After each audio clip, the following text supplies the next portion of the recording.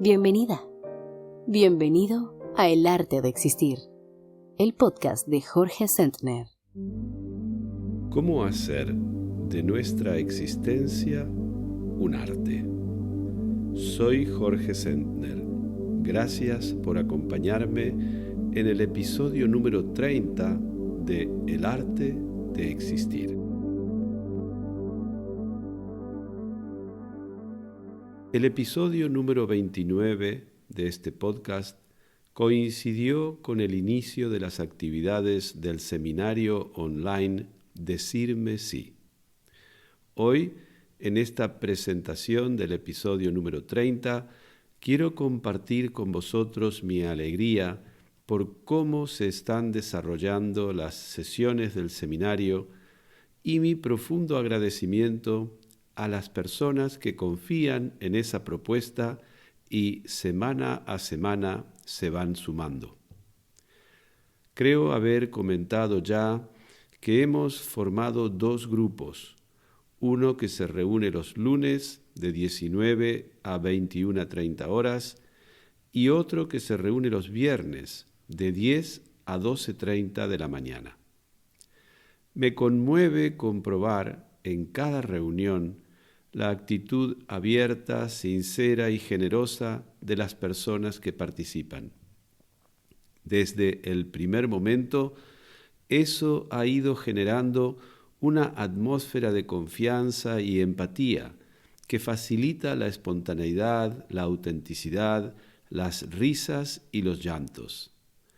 La seguridad de que en ese espacio de encuentro nadie juzga a nadie propicia que todos nos permitamos expresarnos con libertad, de manera franca y abierta, por muy íntimo o espinoso que el asunto pueda a priori parecer.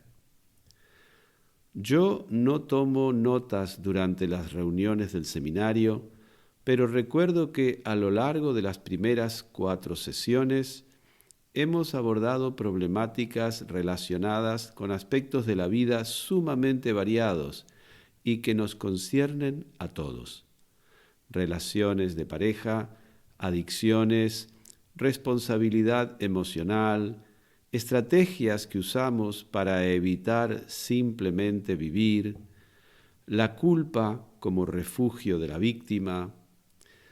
En todos los casos, y dado que los grupos acogen gran diversidad de caracteres, historias personales y puntos de vista, podemos contrastar experiencias y explorar a fondo lo que cada uno siente, piensa y necesita. Invariablemente, vamos juntos en búsqueda de herramientas capaces de ayudarnos a superar las situaciones que la vida nos va proponiendo y a las que tal vez estamos enfrentándonos desde la dificultad o el bloqueo. En lo personal, me siento muy agradecido porque la realización del seminario me ofrece una inmejorable oportunidad para profundizar en mi propio camino de autoconocimiento.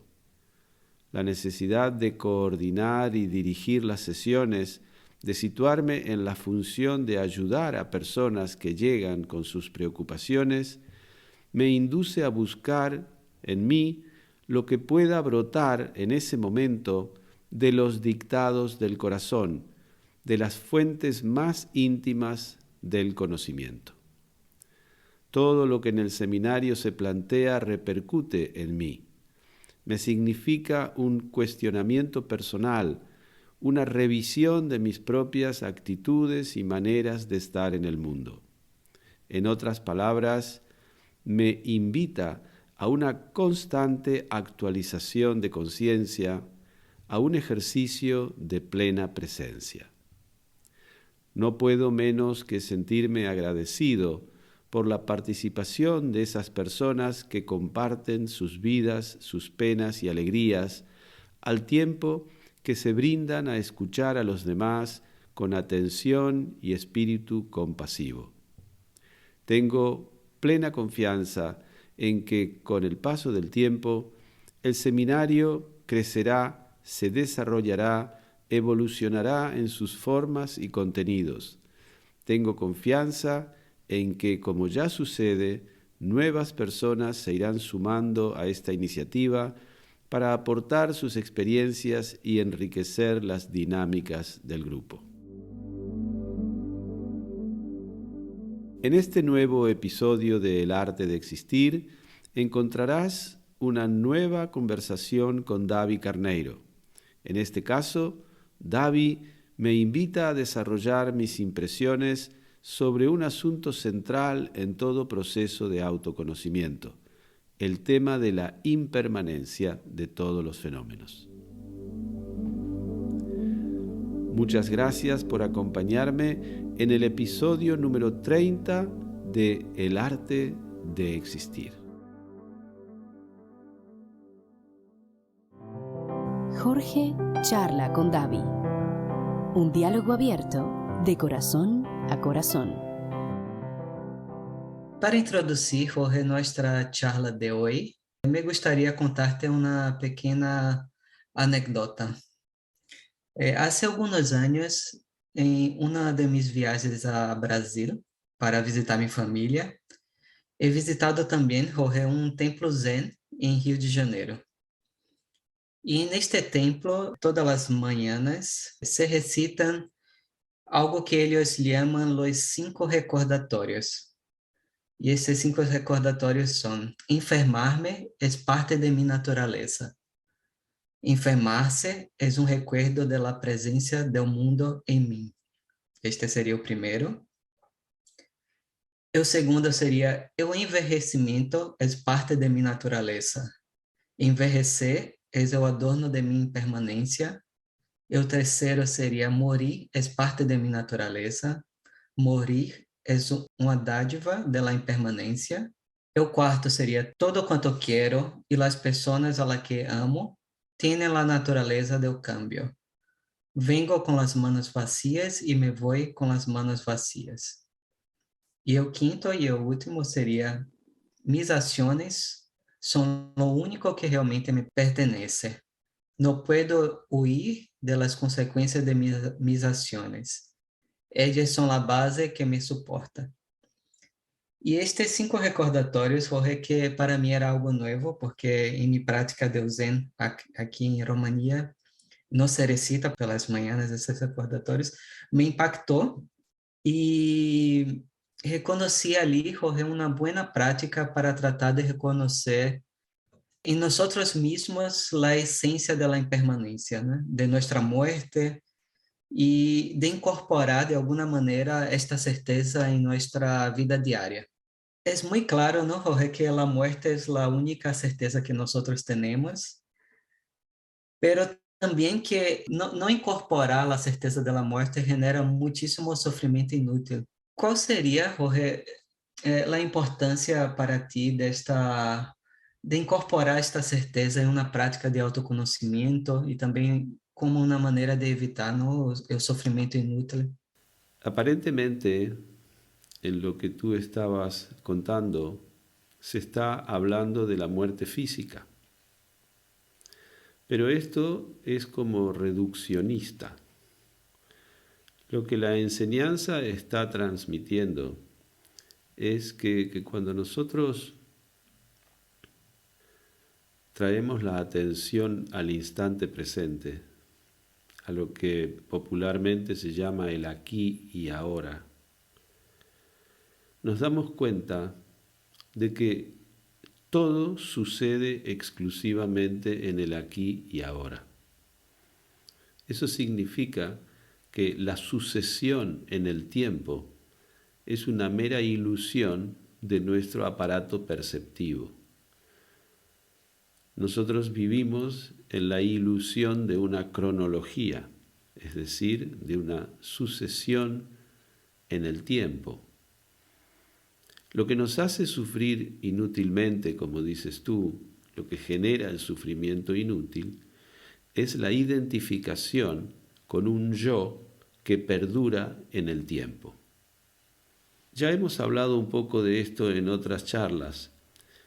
Nosotros somos seres encarnados, En nuestra encarnación necesitamos vivir con una identidad que se sucede en el tiempo, con una identidad histórica. Necesitamos saber que somos hijos de y que hemos tenido una infancia y que hemos vivido unas ciertas experiencias y que vamos a vivir unas ciertas experiencias, etcétera, etcétera. Ese yo, que podríamos llamarle el yo psicológico o el ego, es vital para nuestro equilibrio en la tierra. Necesitamos reconocernos en ese relato que nos tiene por protagonista para poder vivir las experiencias. No obstante, lo que el budismo enseña es que cabe conocerse a sí mismo en su auténtica naturaleza, es decir, en una dimensión no cronológica, sino de un ser eterno en el eterno tiempo presente, es decir, que no está supeditado al ir y venir de los nacimientos y las muertes. Esto parece muy filosófico, David, parece muy complicado y muy abstracto, y ya digo, es como hacer ruido en torno a una evidencia. Las palabras que podamos decir en realidad generan una especie de neblina en torno a la experiencia en sí, al conocimiento en sí. Para ser más concreto, lo que yo diría es que cuando hablamos de impermanencia, cuando hablamos de cambio, como en esas frases que tú mencionabas, no estamos hablando exclusivamente de la muerte física que nos llegará a todos algún día y que nosotros, desde una perspectiva existencialista, hablábamos en algún momento y nombrábamos como limitaciones existenciales y decíamos que una de las limitaciones básicas era la finitud. Todos sabemos que vamos a morir, pero si nosotros queremos hacer una vida mínimamente equilibrada, tenemos el recurso de vivir en el tiempo como si no fuéramos a morir. Porque si no, no amasarías hoy el pan para mañana y hoy vas a preparar la tierra para sembrar y cosechar dentro de algunos meses. Sí, nosotros necesitamos planear, necesitamos proyectar en el tiempo, necesitamos preparar la habitación porque va a nacer un bebé, porque claro, si no, ¿qué sentido tiene preparar hoy una habitación para un bebé que va a nacer dentro de algunos meses? Vivimos nuestra experiencia en el tiempo cronológico y eso no impide que sepamos que algún día todos partiremos. Las dos cosas son verdad. Pero el fondo del asunto, lo que a mí me parece más interesante para aclarar, es que cuando hablamos de impermanencia, estamos hablando de esa muerte, no estamos hablando de la muerte física, sino que estamos hablando de la muerte de un yo. Este que está hablando contigo en este momento y pronunciando estas frases, no es el mismo yo que pronunció las frases anteriores. Esto es la muerte, pero es una muerte que implica renacimiento e implica que muerte y nacimiento son uno, no son dos. Nosotros, en el plano de la experiencia, vivimos el nacimiento y la muerte como dos cosas separadas y distintas. Y lo que estas enseñanzas están queriendo transmitir es que hay otra dimensión que solo captaremos cuando nuestra atención esté en el presente, aquí y ahora, de manera que realicemos que aquí y ahora estamos naciendo y muriendo. no en tiempos sucesivos, sino de manera simultánea en el presente. Este es el trasfondo último de la enseñanza. No tiene que ver con nuestra vida física. Cuando se habla de muerte y reencarnación, la gente habla creyendo que hay vidas pasadas y vidas futuras, pero eso es una simplificación. Todas las vidas pasadas y todas las vidas futuras están teniendo lugar en este instante. Claro, esto yo lo explico con palabras y puede parecer completamente esotérico, completamente oscuro, porque, insisto, o lo realizas a través de la toma de conciencia o lo vas a querer intelectualizar, lo vas a querer entender con la mente. Y estas son enseñanzas que no se pueden transmitir de una mente a otra mente, sino por eso en el Zen se hacen de corazón a corazón. Todos los actos tienen sus consecuencias, pero no las tienen después. Las tienen en el mismo momento en el que producimos los actos. Esto es muy difícil de explicar a través del diálogo. Esto se puede transmitir en el silencio de la meditación, a través de la práctica. Nosotros, para decirlo de otra manera, en cada instante estamos escribiendo nuestro destino que en el mismo instante se está cumpliendo. Es contraintuitivo, digamos. Nuestra intuición habitual, nuestra comprensión habitual, no ve las cosas de esta manera, no puede percibirlo, porque estamos instalados en un estado de conciencia adaptado al tiempo sucesivo.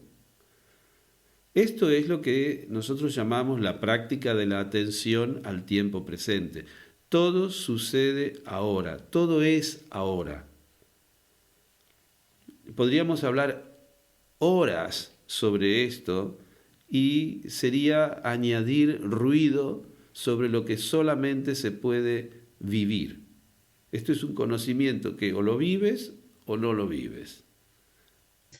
Especialmente quando se trata de no reconocer a muerte de las personas que amamos, como por ejemplo, personas de nuestra familia. Yo he tenido una experiencia hace algunos años, he descubierto que mi papá tiene un cáncer y ha sido solamente la idea de perder a mi papá ya ha sido una experiencia muy impactante, ¿no? Y mi papá está bien, ha tenido un tratamiento y ahora está bien, pero en este momento ha sido impactante para mí porque he tenido la realización de su impermanencia, ¿no? Y cuánto sofrimento inútil también podríamos ahorrar o reconocemos que las personas que amamos não vão a vivir para siempre, ¿no? Yo no estoy seguro de que tengamos que ahorrarnos ese sufrimiento, David. El sufrimiento por la pérdida de las personas queridas o por cualquier otra pérdida de ese orden está dentro de nuestra naturaleza también. Como decía en la frase que tú habías comentado al principio. El conocimiento, la sabiduría, lo que podríamos llamar el arte de existir, no implica quedarse fuera de la experiencia humana. De hecho, fíjate que la enseñanza del Buda, después de su iluminación, vino a decir que el 95% del sufrimiento es un sufrimiento inútil, pero que ese 5% inevitable, que se llamó el sufrimiento inevitable, era justamente el sufrimiento por la muerte, por la vejez, por las enfermedades. Es lo más natural del mundo sufrir ante la realización de la pérdida de un ser querido. El arte de existir no implica quedarse al margen de la experiencia humana, al contrario, significa vivirlo plenamente, y es lógico que el día que a ti te dicen que tu padre tiene un cáncer, a ti te genere un desgarro, una tristeza, una rabia, una frustración ante la condición humana. Porque todo el tiempo la condición humana nos está generando, nuestra propia condición nos está generando ese tipo de sufrimiento. Yo entiendo a lo que tú apuntas, y es verdad que en algunos casos nos quedamos aferrados al rechazo de nuestra condición. Las personas queridas se enferman y las perdemos, y nosotros seguimos sin aceptarlo. En ese caso sí llega un momento en el que, en lugar de haber vivido las emociones propias que puede generarnos lo que se llama un proceso de duelo, nos quedamos atascados emocionalmente, nos quedamos atascados en emociones que no evolucionan porque rechazamos la realidad. Y entonces eso sí que termina enfermándonos. Pero sufrir por las cosas de la vida es lo más sano que nos puede ocurrir. Bien, el problema sería quedar bloqueado en esta emoción, ¿no? Sin dejar este luto pasar y Yo mismo tengo la experiencia de haber estado delante de la pérdida de un amigo muy querido hace muchos años y no, por la razón que sea, en ese momento yo no me permití vivir la profunda tristeza que eso me producía.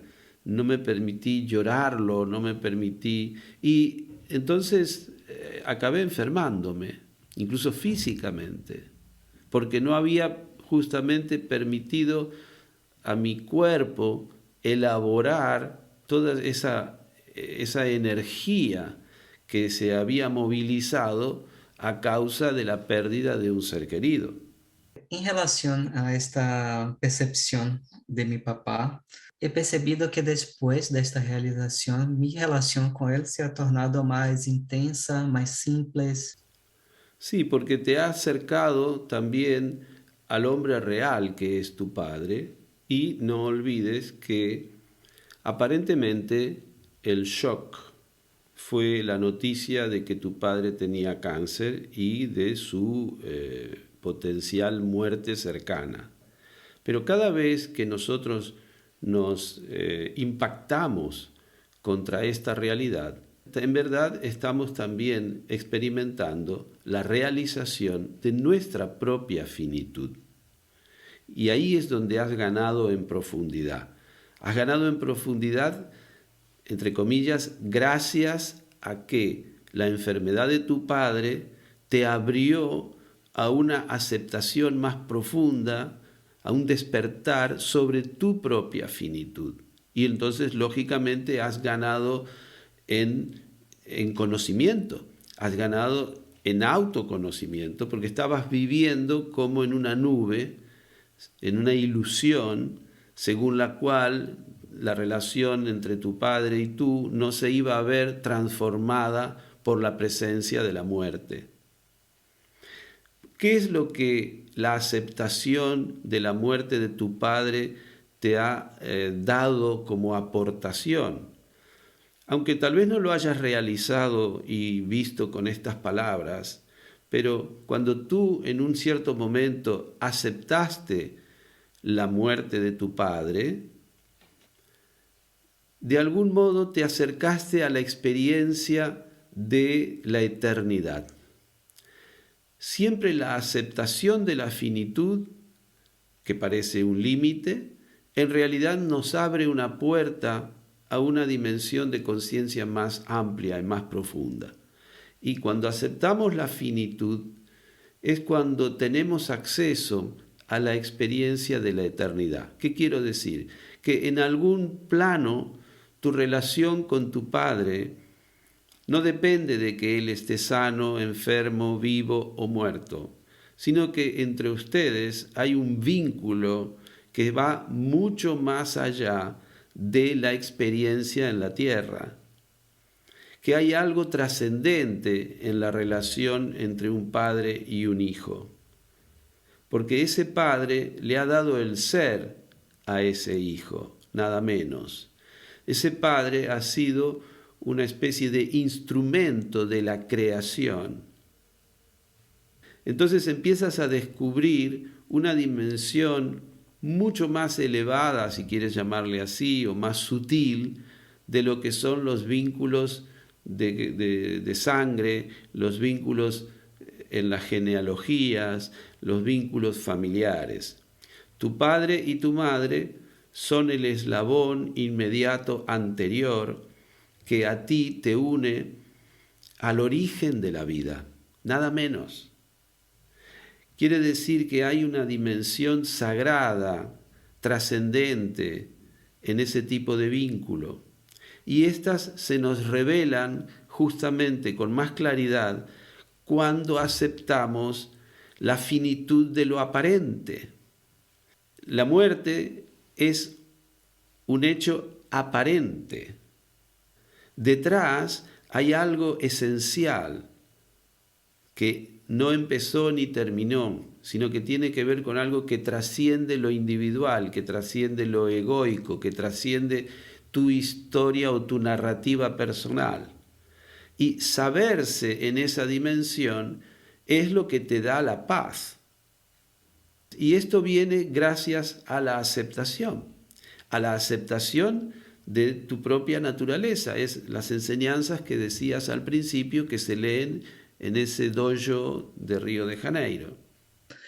Otra pequeña anécdota que me gustaría contarte, Jorge, es que en la República Romana, cuando los generales volvían de las guerras muy victoriosos, ¿no? Y en un ápice de su fama, de su conquista, ellos desfilaban en un coche por las ciudades con las personas y eran como divindades, ¿no? Y en este coche, por lo cual desfilaban por la ciudad, siempre había una persona cuya la única tarea era susurrar en sus oídos: lembre-se de su muerte, tú eres apenas un humano. ¿Quién podrá acordar nosotros mismos, Jorge, a nuestros Césares interiores, ¿no? Que somos solamente humanos y que tenemos que reconocer también la finitud y la impermanencia. Bueno, la vida se encarga, ¿verdad? La vida se encarga todo el tiempo de mostrarnos nuestra condición y nuestras limitaciones existenciales a cualquier edad. Yo creo que no nos faltan elementos, solo que a veces vivimos sin tomar conciencia. La práctica de la meditación, lo que se llama la práctica de la atención, es la práctica de la atención al instante presente. Se llama la práctica al aquí y ahora. Cuando se usan esas palabras, el aquí sería el cuerpo y el ahora es el tiempo en el que estamos sintiendo que estamos vivos. Entonces, traer la atención, traer la conciencia al aquí y ahora, traerla al cuerpo, ya nos está susurrando al oído nuestra finitud. Y no solo nuestra finitud, también nuestra solitud, nuestra imperfección. Yo creo que simplemente se trata de prestar atención, de vivir en conciencia, y estaremos advertidos de que la apariencia no es la esencia. Estaremos advertidos de la finitud, del acabarse de las cosas y de que no somos dioses. ¿Quién se cree un dios? El ego. En realidad de lo que estás hablando es que ese César que va en un carro dentro nuestro es esa idea que tenemos de nosotros mismos, ese yo psicológico que se cree el centro del mundo, el centro del imperio, digamos, y que está lleno de lo que se llama importancia personal. La trampa, en nuestro caso, es que muchas veces nuestro César, nuestro emperador, se destaca de todo el resto por debajo. No porque es mejor que los demás, sino porque se siente el peorcito, digamos.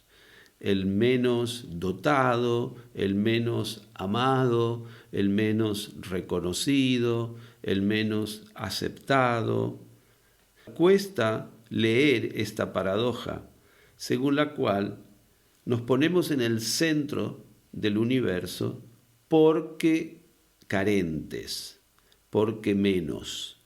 Pero es lo mismo que ponernos en ese sitio porque más y porque sobredotados.